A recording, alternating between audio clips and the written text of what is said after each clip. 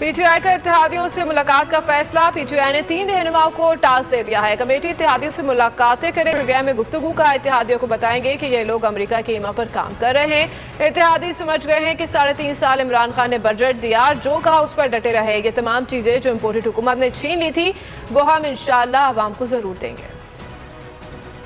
हमने बाकायदा परवेज खटक साहब हैं, असद उमर साहब हैं और हमारे जो एक्स स्पीकर कौमी असम्बली असद कैसर साहब, इनकी कमेटी बाकायदा तश्कील दी है जो इनके पास इत्यादियों के जा रहे हैं। इत्यादि समझ चुके हैं कि 3.5 साल इमरान खान ने बजट भी दिया, जो बात की उस पर खड़े भी रहे। वो तमाम चीज़ें जो इस इम्पोर्टेड सरकार ने अवाम से छीन ली थी वो दोबारा इंशाल्लाह उसको देंगे। इत्यादियों के पास भी जाएंगे और उन्हें भी समझाने की और उन्हें बताने की कि ये अमेरिका के ईमा पे आने वाली रजीम ने जो नुकसान पहुंचाया है पाकिस्तान को, पाकिस्तान की अवाम कभी भी इनको माफ